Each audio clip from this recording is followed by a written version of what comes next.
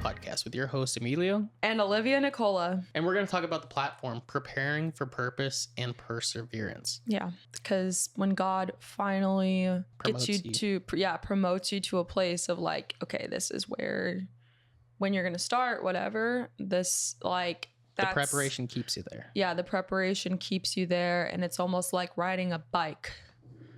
You know how to ride it. Wait, that's like a really bad analogy. No, it's like, well, it could be like riding a bike. Think about it. Like, it could be like riding a bike. There's moments where like you could step away from it for a while, and you come back and you still remember it. You still, yeah. And I think like too, okay, like so many people really want to just like always make sure that they're completely prepared and they know everything before they start. But it's like sometimes it's like marriage. You're never really going to be completely prepared. You could read all the books about everything, but you don't know until you're in it. You're never really going to know. So sometimes like people are waiting for this sign or this next step move, but sometimes you just got to make the move. If you spend enough time with God, sometimes the sign is literally just the idea. Yeah. Because like, think about it. Like if you are spending so much time with God and you're close with the Lord, that idea is already like God. It's kind of like in the Bible. I was thinking of like Noah's Ark. It's like when God said to like build the ark, and like everyone thought he was an idiot. Yeah, but like God said to build the ark, and Noah didn't go, oh, like I guess should I not? Like he just did it and like started it, and he just finished it and completed it, and like was ready and prepared when it happened. But who knows? Like he could have been like, well, when God?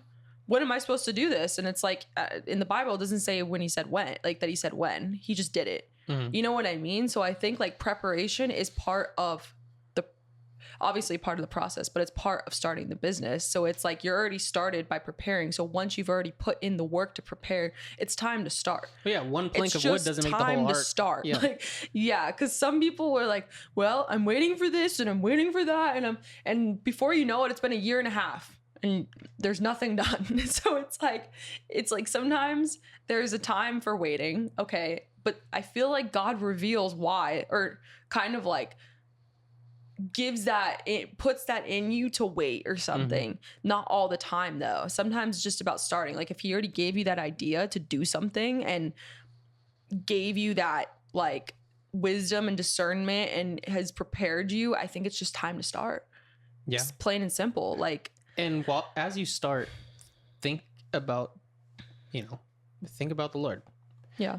We could look at Deuteronomy 8:17 through 18, and you could look at how God says, or you could look at it how it says, like, remember the Lord your God, for it is he who gives you the ability to produce wealth.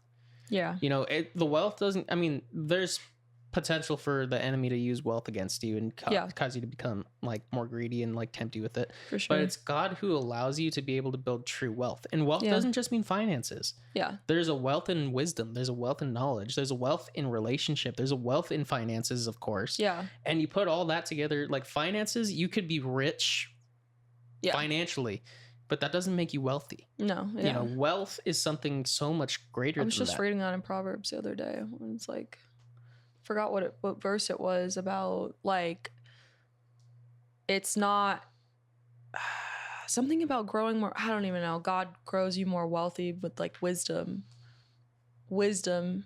creates wealth, if that makes sense. But and if you don't seek to be wise, then so like yes, there's monetary things that come along with that, but true wealth I feel like is having the ability to have wisdom, because wisdom can create things like knowing how to steward your finances, knowing how to start a business, knowing the skill, like having the skills. So really in reality, you can always create more income, create more money, like if that makes sense, because if you have the wisdom, you're able to know how to do that instead of just being bam, here's the money. Yeah. That's that. You're rich. Like whatever. It's like wisdom. You can always grow and evolve and learn more and have more and more wisdom. If God didn't like allow you to go through certain things, you know what I mean? Like if we could look at the parable of the bags of gold, and we could look at the other one where another part where It's talking about like how can the Lord trust you with much if he can't trust you with little? You know what I mean? He is trusted with little, can be trusted with much. Yeah. If you were given the Powerball lottery ticket right then and there, or like say you have kids and you give them every single thing that they want, what's going to happen? They will not understand how to achieve that themselves. They will not understand how to be able to produce that for their next generation, for their kids. You know what I mean? To continue to serve God through that. Yeah. Because guess what? It was just handed to them. They didn't know how it got there. It just got there. Yeah. You know? Well, and also I think it's really important to note too that preparation doesn't end once you start your business. Like, you will always have to continuously prepare for the next phase, you know? And I think that's just about, like, that's just like your walk with God in general too. Like, you can really, like, you're always preparing for the next season or that season or like whatever it is. Yeah. Like, so it's like, the other thing is like, you can always learn more. In preparation, preparing for the next season isn't you being spiteful. Preparing for the next season isn't being ungrateful either. You know, and I think people kind of find themselves feeling that way. Is like, well, if I'm preparing for the next one, does that mean that I'm not grateful for the season that I'm already in? No. It's like, no, you can be grateful and prepare for the next season. It's like, all right, God, thank you so much for this. Now, how can I take this and walk in the next one and walk stronger? Because going back, you should never be in the same place that you were a year ago. Yeah. And I'm not talking about like in your house or whatever. Yeah. But obviously take time to rest. Like, when you do these things, it's so important. Like, when you start your business, it's so important to have a day, a week where you don't even think about business. And like, obviously we haven't always done that. And we've been kind of like not always the best at this, but I think especially when starting your business, it's so important to have just like one chill day, taking the Sabbath, you know, having that, because it's like you will burn out if you don't. Like, we don't have burns out because the Lord is our rest. We don't have to observe technically, like religiously, the Sabbath, but it's good to give yourself that time to be able to rest mentally, because that's a good way to steward your mental health. So that way you could remain physically and emotionally and spiritually strong. Yeah. You know what I mean? Yeah. And always make sure too that you are pointing people back to Christ in whatever you do, whether your business is Christ forward or it's just a business that you're a Christian and you have a business. Like, you know, like, always show people the love of God. And how you do this is by being like Jesus. You know, this is what you do, like, in your day-to-day life, you know, like taking the time to talk to people, taking the time to answer people's questions, taking the time to invite people to church or invite them to learn, like, whatever it is, Bible study or whatever the heck it is. I don't know. Like, that's so crucial for your success as like a Christian entrepreneur, because really our whole main focus and our whole goal beyond the business, because most of the time the business, it's to have monetary things and to fulfill your financial needs and whatever it is. To make sure that you're living comfortably. Yeah, to make sure you're living comfortably, whatever it is. But our whole goal in this life isn't just that. It's really to build the kingdom. So it's like, if you're building the kingdom in your business, whether that be through something as small or funny as like a pool cleaning business, then you're doing your job, because it's not just about success in the sense of like, success isn't determined by somebody else. Yeah. You know what I mean? Yeah. Success is obviously the overall defining factor of success is God. Yeah. But just because yours is not the same way someone else has it, doesn't mean you're not any less successful. Yeah. It's just, it sometimes looks different. And I think that's okay, you know? And I think our main goal and everything that we do should be to build the kingdom. So, and that's exactly why we started doing this. You know what I mean? Because we realized how many people have a need for community and Christian community for entrepreneurs because it can be lonely. You know what I mean? I mean, some of the richest people are the biggest failures. And I'm not talking about like they found all the wrong ways to finally do it right.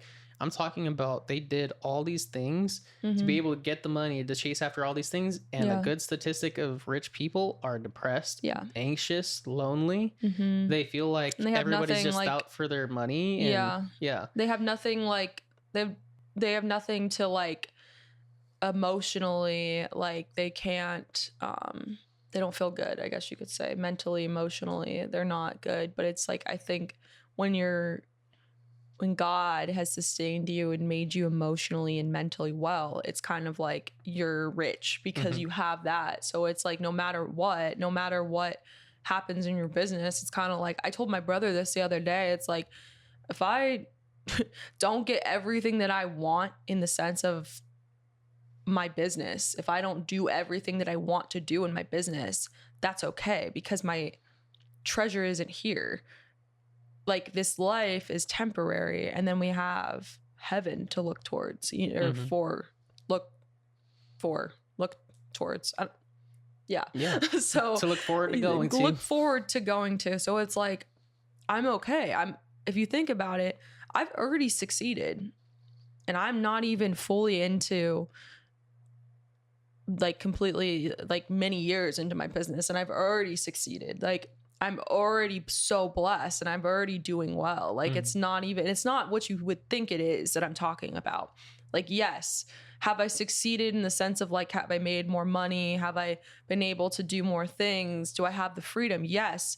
But really what I'm talking about is like, I have people around me who are lifting me up. Exactly. I have my community. I have, number one, God, who I can go to at all points in the day and all points of the night and any time and pray to him and talk to him and rely on him.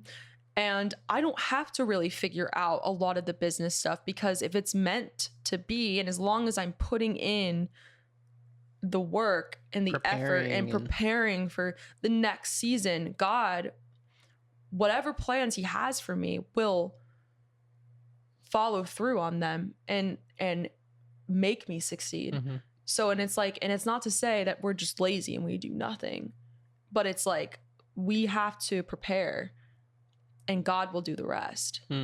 So it's always about preparation before. Preparation leads to success. Preparation. Yeah.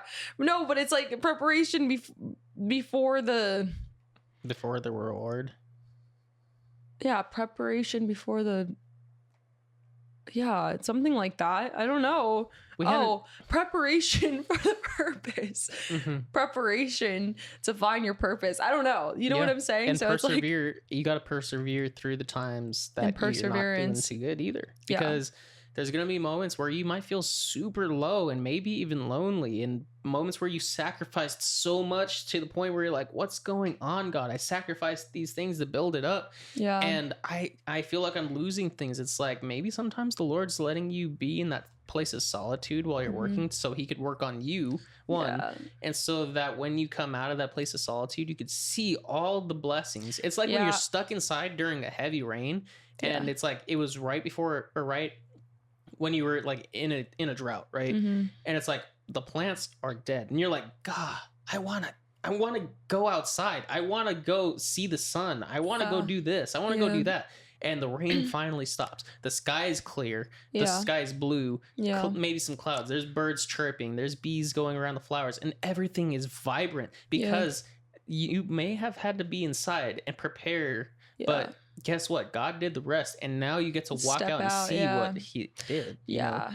Well, I think that's a great place to end this there. Yeah. So thanks for watching this 4-part series. Why are you telling me thanks for watching? I'm just looking at you while I'm talking. Thanks for watching this. Yeah, and we'll see you in the next one, guys. We'll see you guys in the next one. Bye.